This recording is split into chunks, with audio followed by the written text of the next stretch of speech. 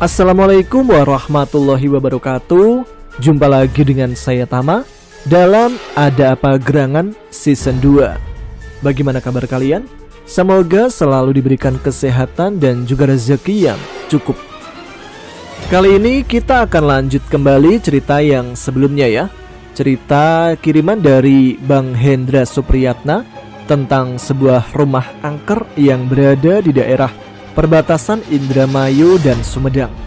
Jika membaca pesan-pesan atau komentar di video sebelumnya, kayaknya ada beberapa teman yang tahu nih letak atau tempat di mana rumah itu berada. Nah, kejadian apa lagi yang dialami Sinta dan keluarganya di rumah tersebut? Dan apakah memang penghuni rumah itu dapat membahayakan nyawa keluarga Sinta? Langsung saja kita simak kelanjutan ceritanya. Teman-teman, ada apa gerangan? Ceritanya mulai dari sini.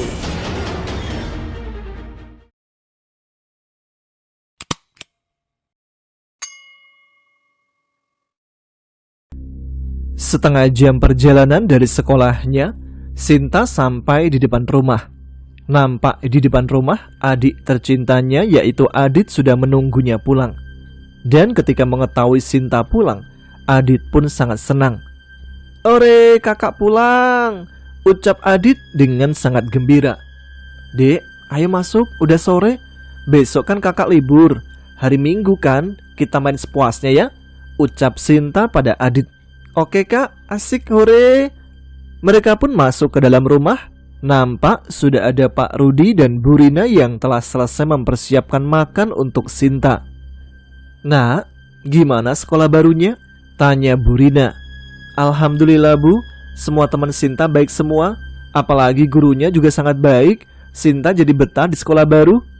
"Ya sudah, sana mandi, terus makan." Sinta pun menuju ke kamarnya dan langsung mandi. Selesai mandi, dia makan bersama keluarga, termasuk juga bersama Pak Wawan, sopir pribadi Pak Rudi. Selesai makan, Sinta dan Adit keluar ke halaman rumah untuk sekedar mencari angin. Adit pun sangat senang bisa bermain bersama kakaknya. Singkat cerita, malam pun telah tiba. Sinta yang gemar membaca novel sedang asik membaca di kamarnya. Tepat pada pukul 8 malam, suasana sudah sangat sunyi.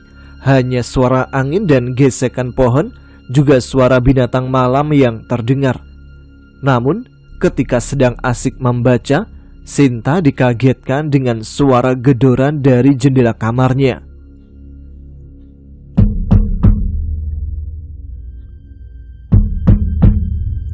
Sontak Sinta kaget dan melirik ke arah jendela kamarnya. Masih terdengar suara ketukan di jendelanya. Namun Sinta hanya terdiam. Tapi ketukan itu tak kunjung berhenti. Lalu dengan jantung yang berdebar, Sinta memberanikan diri bangun dari tempat tidurnya menuju ke jendela kamarnya. Setelah mendekati jendela kamarnya, suara itu tiba-tiba menghilang. Namun ketika Sinta membalikkan badan untuk kembali ke tempat tidur, suara gedoran itu kembali terdengar di jendelanya. Sinta memberanikan diri mengintip kain yang menutupi jendelanya. Setelah kain itu terbuka sedikit, Sinta sontak kaget ketika melihat sesosok tubuh terbungkus kain putih dan tali yang mengikat ujung kain di kepalanya. Orang Indonesia biasa menyebutnya dengan pocong. Sosok pocong itu membelakangi Sinta. Melihat itu membuat tubuh Sinta bergetar hebat, tak bisa bergerak sama sekali. Aroma bangkai pun mulai tercium di hidung Sinta. Tiba-tiba, sosok pocong itu menganggukkan kepala ke depan, membuat yang melihatnya bergidik ngeri. Ketika badan Sinta tak bisa bergerak sedikit pun dan detak jantung semakin berdebar, sosok pocong itu mulai membalikkan badannya. Kini mereka berdua saling berhadapan dan hanya terhalang daun jendela yang tertutup. Nampak Sinta sangat kaget ketika melihat wajah pocong yang hanya tulang dengan mata menonjol keluar dan terdapat belatung yang sangat banyak disertai bau bangkai yang menyengat. Namun, tiba-tiba pocong itu memutar badannya dan segera bergerak melayang menjauhi jendela kamar Sinta. Sinta kembali dibuat kaget karena tiba-tiba Ada tangan menepuk bahunya dari belakang, membuatnya memejamkan mata karena ketakutan. Cuk, jangan takut, ini nenek, ucap jin penjaga Sinta, yaitu nenek-nenek yang membawa tongkat. Dengan helaan nafas panjang, Sinta akhirnya bisa bergerak. Detak jantungnya mulai normal kembali. Ternyata sosok pocong itu pergi karena melihat sosok jin nenek-nenek yang menjaga Sinta. Nenek, tadi Sinta lihat pocong ketika Sinta sedang membaca buku. Sosok itu menggedor-gedor jendela. Tidak usah takut, Cuk. Itu hanya setan kebon. Takutlah hanya pada Tuhan Sang Pencipta alam semesta. Sangat banyak jin jahat di rumah ini. Kamu harus hati-hati. Ibadahmu selalu jalankan agar setan kebon tidak mengganggumu. Misteri apa ya, Nek, yang membuat rumah ini seperti rumah yang dikutuk dan sangat banyak penghuninya? Rumah ini memang rumah yang terkutuk. Pemiliknya adalah dukun sakti yang memelihara banyak jin jahat. Mereka sangat banyak, Cuk. Tapi raja dari demit kebun itu belum menampakkan diri. Dia bersemayam di pohon beringin besar yang ada sumur tua yang tertutupi kayu itu. Raja jin itu sosoknya seperti apa, Nek? Dia seperti buto. Auranya sangat jahat. Yang nenek khawatirkan karena aura jahatnya dapat menyentuh manusia. Kalau anak buahnya yang sangat banyak masih bisa nenek singkirkan. Tapi kalau buto itu turun tangan, terpaksa nenek panggil Aki yang berada di Gunung Sunda. Memangnya buto itu sangat kuat, Nek, hingga nenek juga nggak bisa menghadapinya? Dengan helaan nafas, jin nenek penjaga Sinta berbicara. Kekuatannya sangat besar karena buto itu mendapatkan kekuatan dari iblis karena tumbal yang diberikan oleh dukun sakti itu, Cuk. Adik Sinta juga sering diganggu hantu wanita berambut panjang, Nek. Iya, dia juga anak buah dari buto itu. Juga peliharaan dari dukun sakti. Auranya sangat jahat.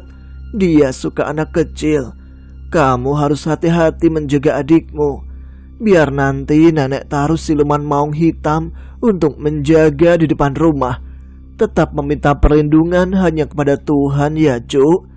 Ya sudah, kamu istirahat. Sudah malam. Nenek pergi dulu ya. Iya, Nek. Nenek itu langsung berjalan ke arah pintu dan menembusnya. Sinta kembali berbaring di tempat tidurnya, lalu membaca doa dan langsung memejamkan matanya. Suasana malam itu sangat sunyi. Nampak Pak Wawan sedang berada di depan rumah menikmati kopi dan singkong rebus sambil mendengarkan radio menemaninya berjaga malam.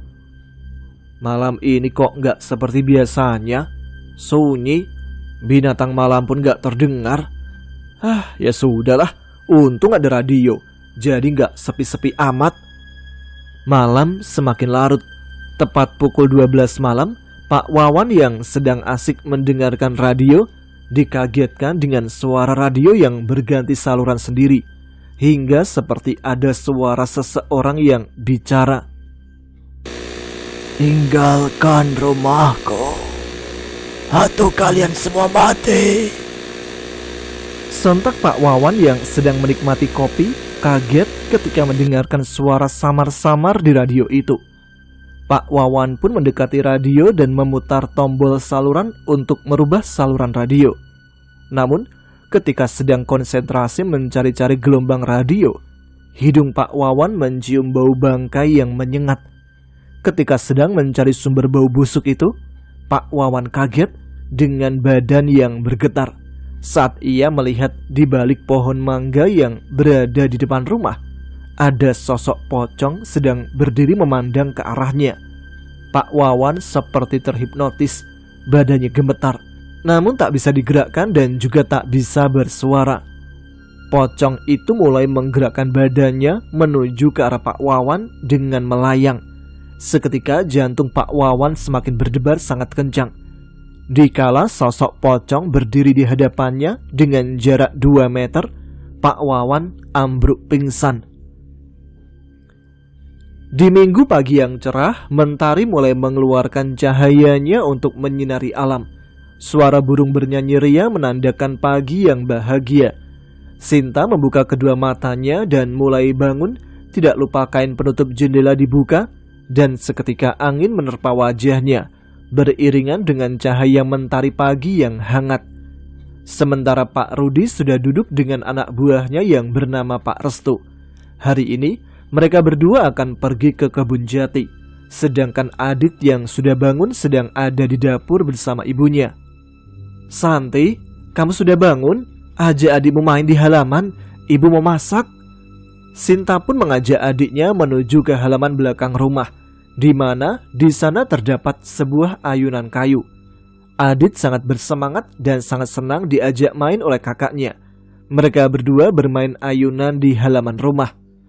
Sementara itu, Bu Rina yang sedang berada di dapur merasakan ada sesuatu yang aneh. Karena ketika ia sedang asik memasak di dapur, tiba-tiba pintu kamar mandi belakang yang dekat dengan dapur terbuka dengan sendirinya. Seketika Bu Rina terdiam dan melirik ke arah kamar mandi. Benar saja, pintu itu terbuka dengan sendirinya. Bulu kuduk Bu Rina langsung berdiri. Aneh, kenapa pintu itu terbuka dengan sendirinya? Perasaan tadi tertutup dengan rapat. Apa ada angin? Walau begitu, Bu Rina tetap melanjutkan memasaknya tanpa menghiraukan pintu kamar mandi yang terbuka sendiri. Tapi tiba-tiba, pintu kamar mandi tertutup kembali dengan sangat kencang, membuat Bu Rina kaget. Astagfirullah. Bu Rina pun mencoba mendekati pintu kamar mandi yang tadi tertutup dengan sendirinya karena penasaran. Dia membukanya dengan pelan sambil gemetar. Tidak lupa, Bu Rina langsung menyalakan stop kontak lampu kamar mandi. Setelah menyala, ternyata tidak ada apa-apa. Bu Rina yang bulu kuduknya masih merinding mencoba menutupnya kembali dan berpikiran positif bahwa itu hanya angin. Namun ketika menutup pintu, lewat sekelebat bayangan hitam di belakangnya.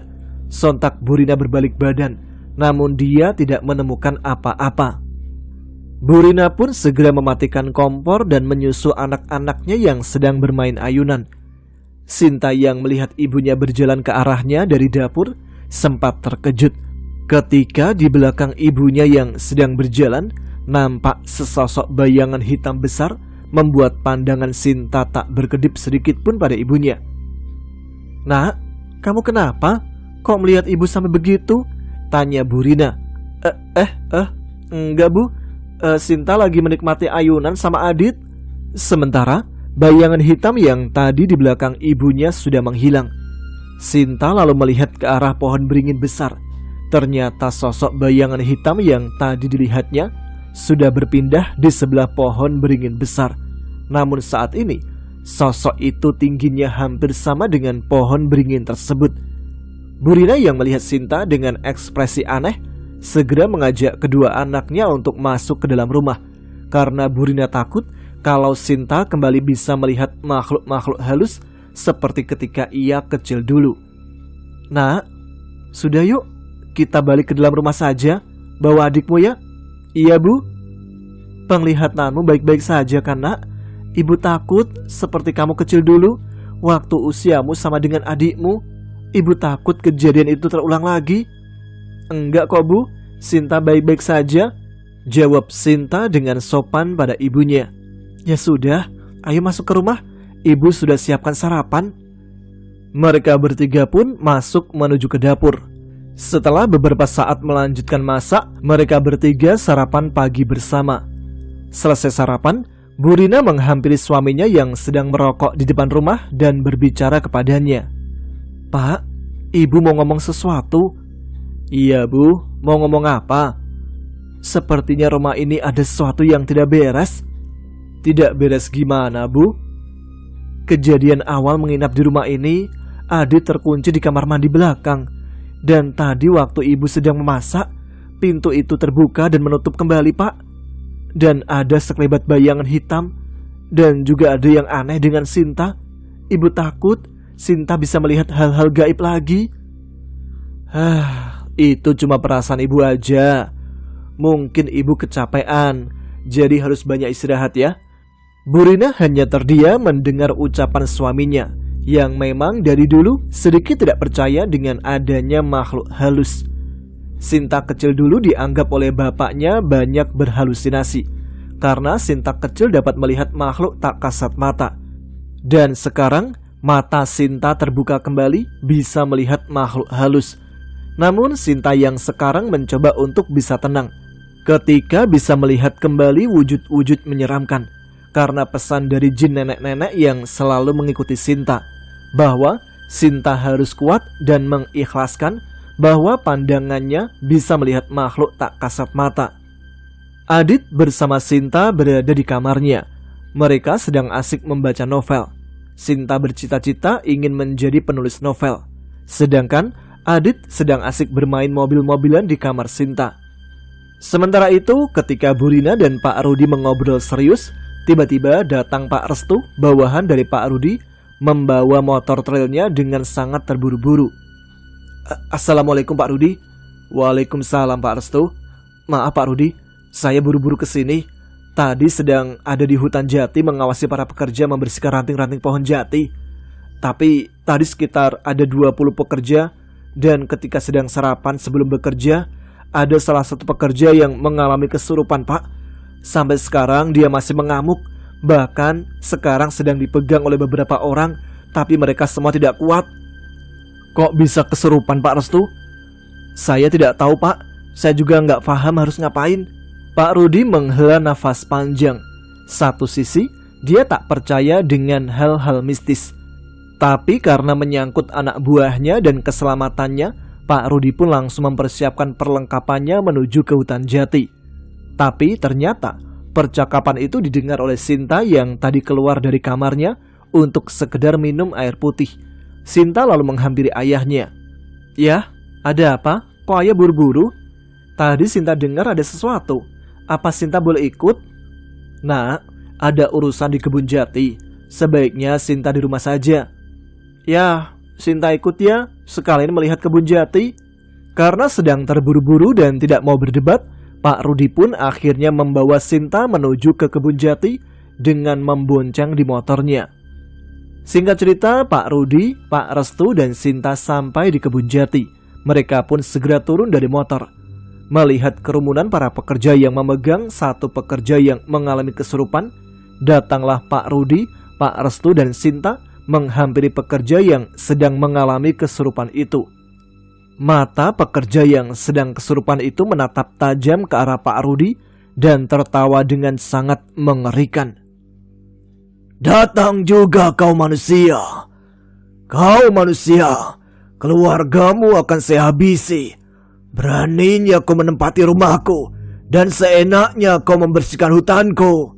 Ini rumahku dan ini tanahku. Selamanya akan tetap begitu. Mendengar itu, Pak Rudi hanya diam menatap tajam ke arah pekerja yang kesurupan. Kemudian datanglah Sinta dari arah belakang melihat pekerja yang kesurupan itu. Dalam mata Sinta ada sosok hitam tinggi besar, berbulu dan bertaring dengan bola mata merah menyala yang berada di belakang pekerja yang mengalami kesurupan.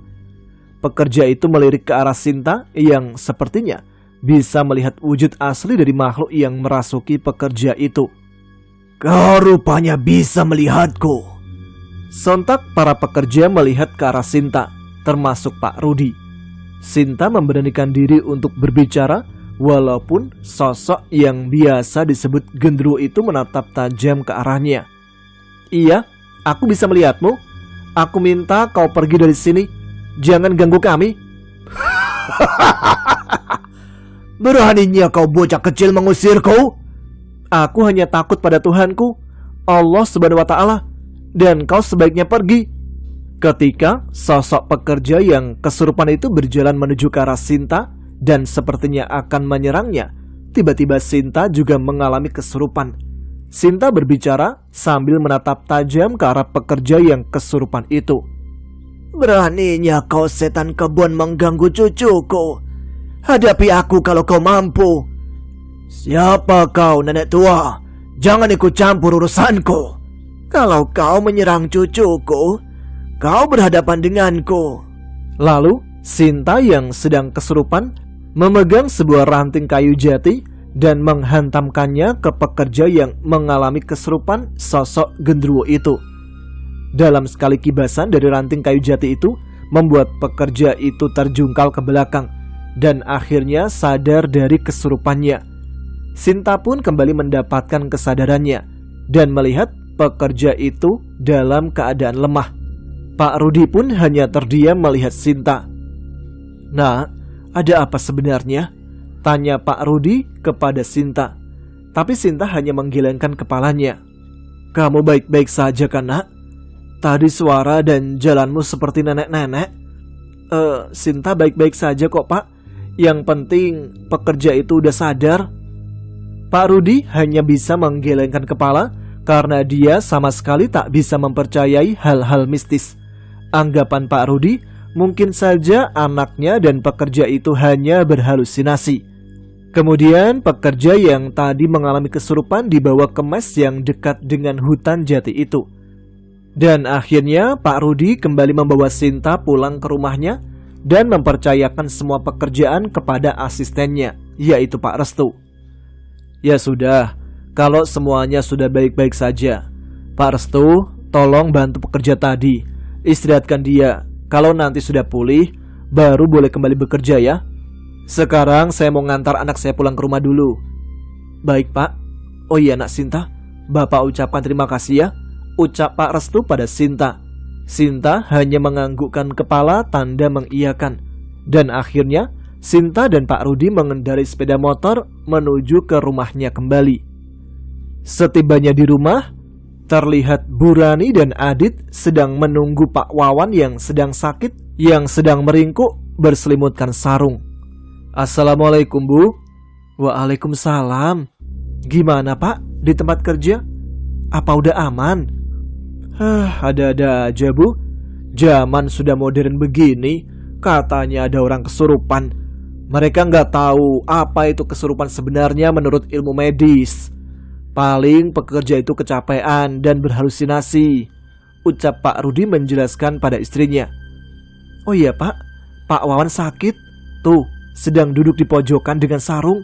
Sudah Ibu kasih koyo dan obat penurun panas buat Pak Wawan." "Pak Wawan sakit? Ya sudah, kita ke kota saja, sekalian belanja dan cek ke puskesmas atau klinik di kota." "Iya, Pak, kepala saya sedikit pusing. Badan saya panas dingin, Pak." "Makanya banyakin istirahat, Pak, kalau malam. Gak usah begadang. Rumah ini juga gak perlu dijaga. Kalau malam Bapak sebaiknya tidur saja." "Iya, Pak, maksud saya begadang juga sekalian jaga rumah. Takut ada maling atau apa." "Ya sudah, siang ini kita ke kota bersama ya. Nanti rumah dikunci saja." Melihat Pak Wawan yang sedang sakit, Sinta hanya terdiam. Dari tadi tidak mengeluarkan sepatah kata pun, membuat ibunya penasaran dan bertanya kepadanya. "Nak, dari tadi kamu diam saja dan tatapanmu seperti kosong. Ada apa?" "Gak ada apa-apa kok, Bu. Sinta baik-baik saja." "Sinta juga sebaiknya harus banyak istirahat, Bu. Dia itu berhalusinasi. Tadi di hutan jati, laganya niruin nenek-nenek," ucap Pak Rudi yang langsung masuk ke dalam rumah. "Nak, sebenarnya ada apa? Bicara sama Ibu. Dari kecil kan Sinta selalu curhat pada Ibu kalau lihat yang aneh-aneh." Bu, sepertinya mata batin Sinta kembali terbuka. Sinta sekarang bisa lihat makhluk-makhluk lain," ucap Sinta tertunduk lesu. "Bukannya dulu sudah ditutup mata batinmu? Kok bisa kebuka lagi?" tanya Ibu Rani heran. "Nenek Asih datang lagi ke Sinta, Bu. Kata Nek Asih, rumah kosong ini terkutuk. Jadi Nek Asih datang kembali dan mata Sinta terbuka lagi untuk menjaga keluarga Sinta," ucap Sinta pelan pada ibunya. Nenek Asih adalah jin yang selalu mengikuti Sinta, yaitu jin leluhur turun-temurun untuk melindungi keluarga Sinta. Dari jin Nenek Asih ini, Sinta dapat melihat makhluk tak kasat mata. Karena aura yang sangat jahat di rumah yang ditempati Sinta, jin nenek Asih datang kembali ke Sinta untuk memberitahu bahwa penghuni rumah ini beraura sangat jahat. Mendengar itu, Burani menghela nafas. Dia paham betul siapa nenek Asih itu, karena dulu jin ini mengikuti Burani. Dan Burani sewaktu seumuran dengan Sinta sama-sama mampu bisa melihat makhluk tak kasat mata. Nenek Asih memang jin baik. Dia juga jin muslim. Nenek Asih dulu sering mengikuti ibu kemanapun ibu pergi. Ibu sama sepertimu, dapat melihat makhluk tak kasat mata. Kata kakekmu, Nenek Asih sudah dari dulu, dari zaman leluhur kita. Karena leluhurmu dulu menolong Nenek Asih dan membantu mengislamkannya. Nenek Asih juga jadi murid leluhurmu, belajar agama. Dan dia akan selalu bersama keluarga kakekmu sampai akhir hayatnya. Itulah janji dari Nenek Asih. Ibu dapat cerita itu dari kakekmu. Demikian juga dengan Nenek Asih menceritakan hal yang sama. Iya Bu, hanya ibu yang percaya sama Sinta. Kalau Sinta bisa melihat makhluk tak kasat mata, ayah hanya menganggap Sinta berhalusinasi. Padahal Sinta lihat sendiri makhluk-makhluk yang menyeramkan berbicara pada Sinta. Ucap Sinta sambil memeluk ibunya. Yang sabar ya nak, semoga penglihatanmu bisa menjadi berkah. Mungkin sudah menjadi ketetapan Tuhan Yang Maha Esa. Jadi ibu percaya pada anak ibu, karena ibu juga sama denganmu nak. Ucap Burani menenangkan Sinta. Setelah mengobrol dengan ibunya, Sinta dan Adit pun masuk ke rumah karena mereka akan pergi ke kota untuk belanja kebutuhan sehari-hari, juga mengantarkan Pak Wawan berobat ke puskesmas atau klinik terdekat. Singkat cerita, Pak Rudi beserta keluarganya keluar dari rumah dan masuk ke dalam mobil untuk pergi ke kota. Setelah mengantarkan Pak Wawan ke puskesmas, Pak Rudi dan keluarganya melanjutkan berbelanja kebutuhan sehari-hari. Nampak Adit, adik Sinta sangat senang berbelanja dengan ibunya. Namun Sinta hanya diam melihat ke area pasar ketika ibunya berhenti di salah satu kios pedagang di pasar. Sinta melihat di depan toko tersebut berdiri sosok pocong. Namun sepertinya orang-orang tidak melihatnya. Sinta mulai tenang dan terbiasa dengan penglihatannya saat ini, seperti tidak menghiraukan walaupun sosok itu melirik ke arahnya. Dan setelah berbelanja di pasar, Pak Rudi mengajak keluarganya untuk makan bakso karena katanya sangat enak. Itu info dari bawahannya yang bernama Pak Restu. Bu, aku tahu bakso yang enak. Kata Pak Restu ada di sekitar pasar. Gimana kalau kita makan dulu? Adit mau bakso kan? Mau Pak, mau. Ucap Adit dengan sangat senangnya. Sinta, dari tadi Bapak lihat kamu hanya diam saja. Apa kamu sedang sakit nak? Tanya Pak Rudi pada anak perempuannya. Gak apa-apa kok Pak, Sinta baik-baik saja. Setelah sampai di tempat bakso yang terkenal itu, terlihat sangat penuh dengan pengunjung yang sedang menikmati bakso. Bahkan karyawan pemilik bakso merasa kewalahan saking banyaknya pembeli sampai harus antri. Wah, ramai sekali. Kata Pak Restu, bakso ini sangat terkenal enaknya. Jadi gak kaget kalau pembelinya sangat banyak. Oh iya, Pak Wawan juga mau bakso? Tidak Pak Rudi, saya mau nunggu di mobil saja. Kebetulan tadi di pasar saya beli bubur ayam. Ucap Pak Wawan. Kemudian Pak Rudi turun dari mobilnya dan pergi ke kasir untuk memesan bakso. Kebetulan ada pengunjung yang sudah beres makan bakso. Jadi Pak Rudi dan keluarga ke bagian tempat duduk sekeluarga. Namun Sinta merasa ada yang aneh dari warung bakso ini. Seolah-olah dalam penglihatan Sinta ada asap hitam yang menutupi warung bakso sehingga auranya menjadi gelap. Sinta yang penasaran akhirnya pergi ke kamar mandi di dekat dengan dapur pembuatan bakso. Karena Sinta ingin mencuci muka. Hari ini sangatlah panas. Sebelum membuka pintu kamar mandi, Sinta melihat di belakang pembuatan bakso dan tidak sengaja matanya melihat seorang laki-laki setengah tua sedang membuat bakso. Namun yang membuat Sinta kaget adalah sosok makhluk yang menempel di atap yang sedang mengeluarkan air liur menetes ke kuah bakso dari sang pembuat bakso itu. Makhluk itu sangat menyeramkan, membuat Sinta menutup matanya dan langsung masuk ke kamar mandi. Setelah selesai mencuci mukanya, Sinta hendak keluar dari kamar mandi. Tapi sesuatu terjadi ketika Sinta membuka pintu kamar mandi. Makhluk yang berada di atap rumah sudah berdiri di hadapan pintu kamar mandi, membuat Sinta kaget. Sosok itu sangat jelas berada di depan Sinta. Sosok wanita dengan rambut panjang dan mulut sobek sampai ke telinga. Giginya runcing dan meneteskan air liur. Sosok itu melotot ke arah Sinta. Namun Sinta mencoba menenangkan diri dan seperti tak melihat makhluk yang ada di depannya. Dia terus berjalan menembus badan makhluk itu.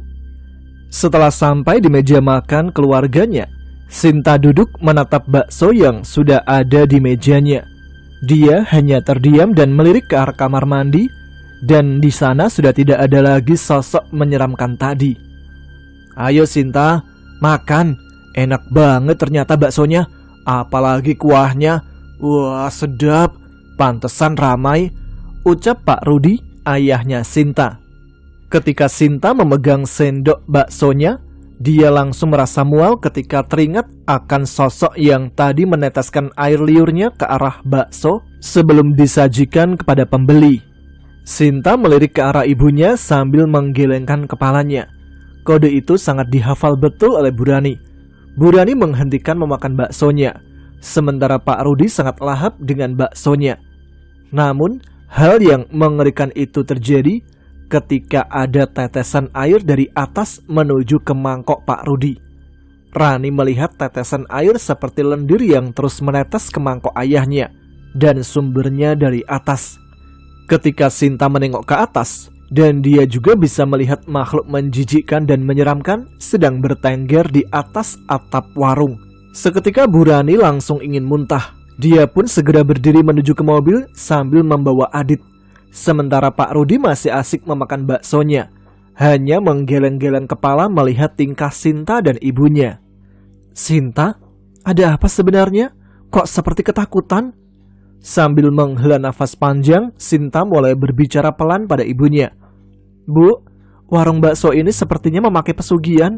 Ada makhluk menjijikkan di atap yang meneteskan air liur ke mangkok ayah. Astagfirullah. Tadi ibu baca basmalah sebelum makan, tapi rasanya sangat hambar dan seperti bakso kemarin.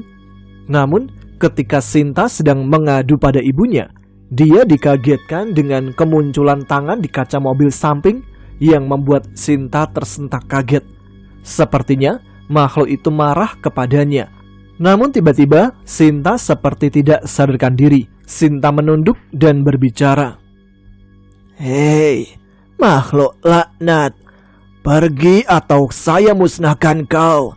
Berani mengganggu saya, kau akan tahu akibatnya, ucap Sinta sambil melotot menunjuk ke arah kaca di samping mobil.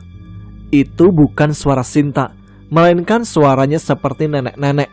Burani paham betul siapa yang sedang merasuki Sinta saat ini. Nenek Asih. Sudah, Nek, tolong pergi dari tubuh anakku. Kasihan Sinta, ucap Burani. Sinta melirik ke ibunya dan langsung pingsan seketika, membuat ibunya memanggil Pak Rudi dan membawa Sinta ke puskesmas terdekat.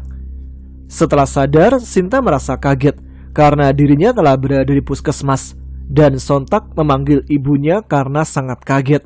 Ibunya pun menjelaskan pada anaknya bahwa tadi dia pingsan. Dan akhirnya Sinta kembali ke mobil karena dokter yang memeriksanya hanya memberi saran agar Sinta banyak beristirahat. Mungkin kejadian yang dialaminya hanya karena kecapean. Setelah masuk ke mobil, Sinta hanya terdiam tak banyak bicara.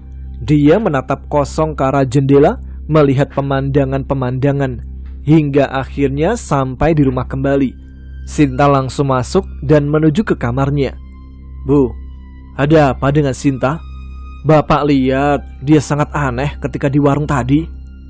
Burani menghela nafas panjang, kemudian menjelaskan pada suaminya tentang apa yang terjadi di warung bakso ketika Sinta ke dapur melihat pembuatan bakso, dan di sana dia juga melihat makhluk tak kasat mata.